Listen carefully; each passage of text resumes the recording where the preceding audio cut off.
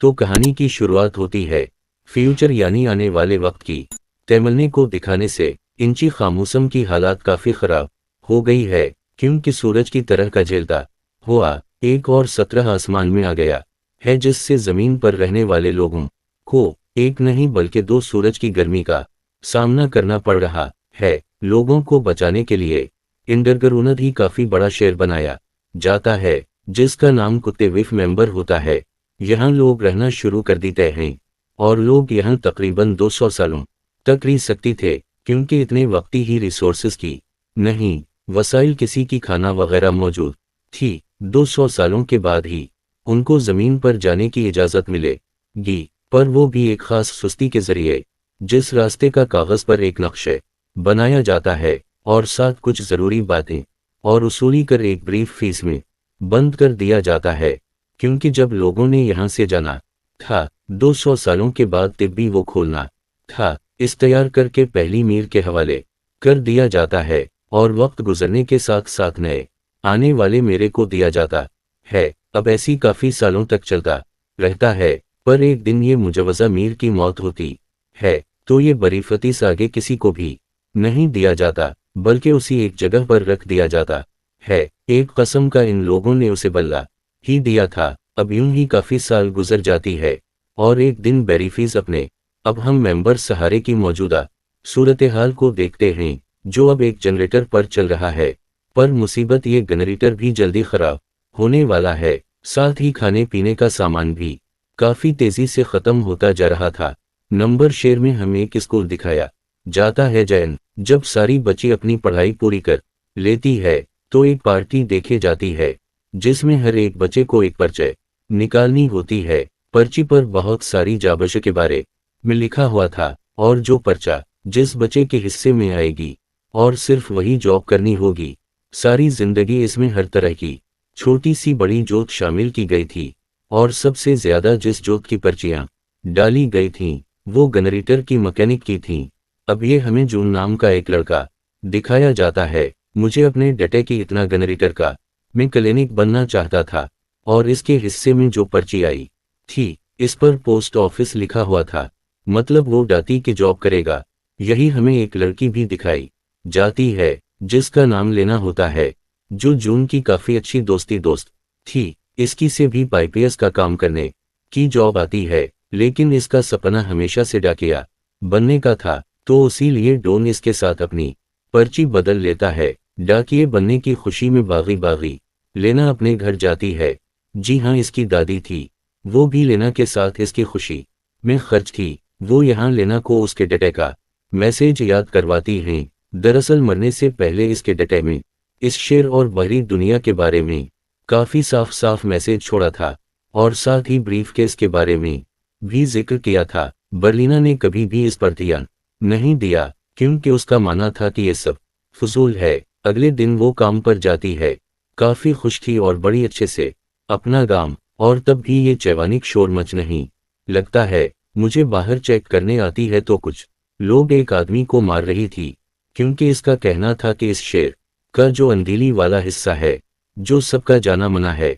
मैंने वहाँ एक काफ़ी बड़ा कैड़ा जो करीचर बिन गया था उसे देखा, पर किसी को भी इसकी बातों पे यकीन नहीं था। पागल समझकर उसे मार रही थी। लेकिन यहाँ पर नीना को इस कैरियस की नेचर का सीख मिल जाता है, जिसके साथ में इन्हें भेज दिया था, तो ये उसे अपनी पास रख लेती है। डॉन बे काम पर जाता है, पर यहाँ इसका बॉस काफ़ी गसी वाला था, इससे बहुत मुश्किल काम करवाता है।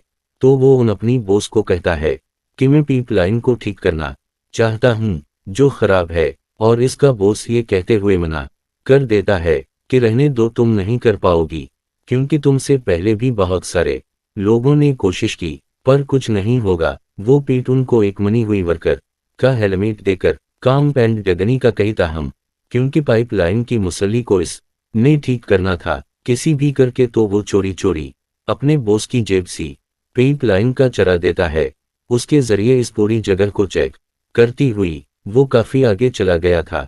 वो फिर कमरा नंबर 351 की बाहर पहुंचता है, जहां सबका जाना मना था, और यहां आकर तो इसकी लगन और बैठ जाती है। साथ ही वो काफ़ी हैरान भी था, क्योंकि इस तरह का कोई भी कमरा नफश में था ही नहीं, तो उसी लिए वो अपने खोज जारी रखता है। ये पाइपलाइंस काफी बड़ी थी, कोई भी नहीं जानता था कि ये कहाँ तक जाती है। आगे बढ़ते हुए वो एक ऐसी जगह पर पूछता है जहाँ पर खाना रखा जाता है, और वो ये देखकर काफी आता है कि खाना काफी हद तक खत्म हो गया है। तभी इधर फूड गार्ड्स जो यहाँ की रुकवाने करता है, फूडों पे गले से आकर पकड़ लेता है, क्योंकि यहाँ तक आना सबका मीना था।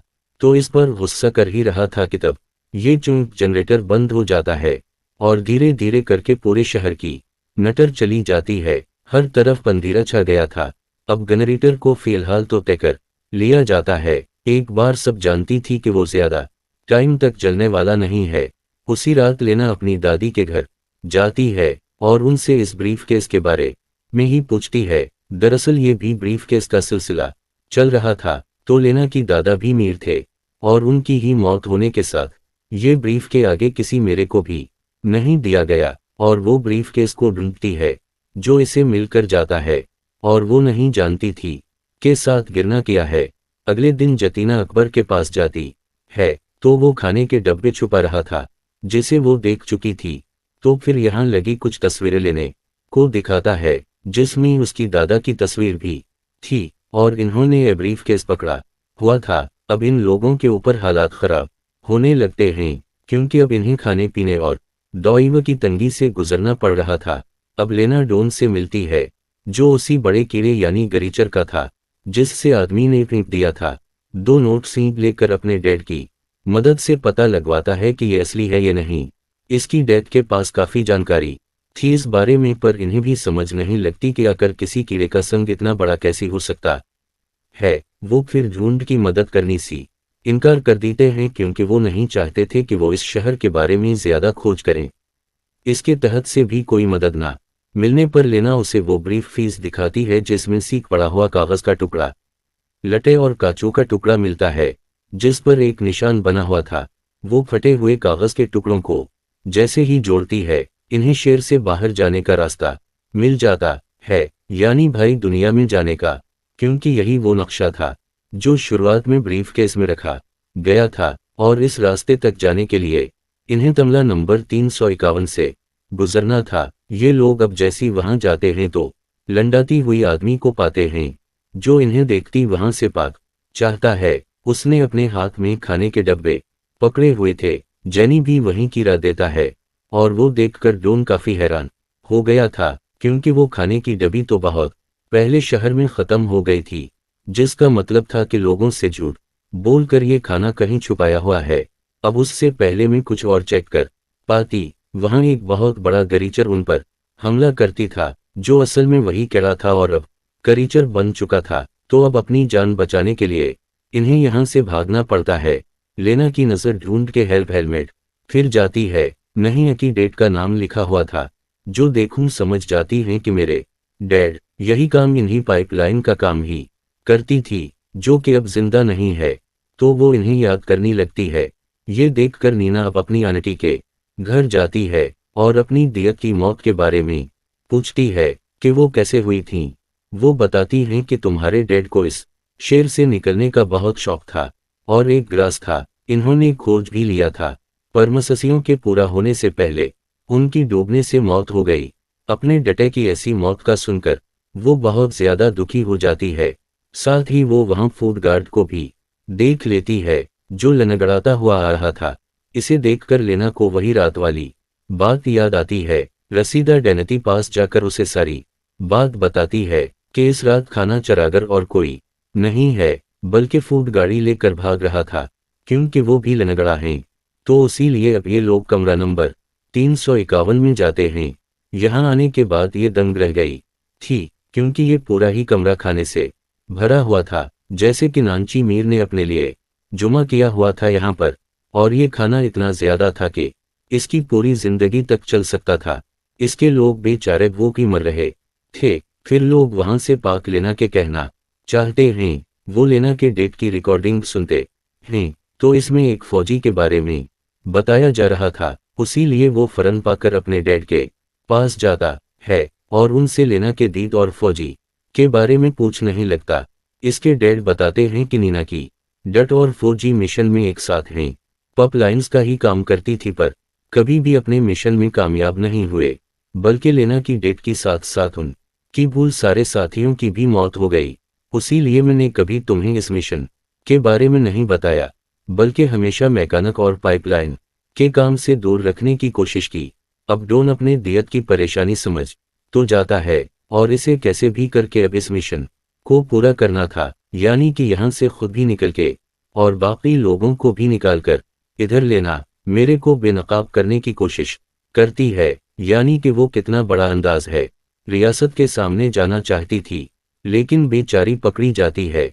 इसे कोई देर नहीं पकड़ा था, लेकिन तभी यहाँ की लाइट्स बंद होना शुरू हो जाती हैं, जिस चीज का फायदा उठा कर लेना मेरे का बेर चरा कर भाग जाती है, जिस वजह से लेना और डॉन दोनों को क्रिमिनल इन्हीं अपराधियों की लिस्ट में टॉप पर डाल दिया जाता है। वो लोग अब मेयर के वेज और बरसक से मैंने कागज के टुकड़े को एक साथ जोड़ते हैं। जी सिवा मुकम्मल हो गया था और इस पर वो निशान बन गया था जो जनरेटर रूम की दरवाजे पर भी बना हुआ था। इन्हें लगता है कि शर ये इस कमरे की चाबी है। वो कमरा नहीं खुलता। फिर जब नक्शे पर लिखी गई जरूरी बातों को लेना पड़ती है तो उसी इन्हें अलमारी को हटाना है।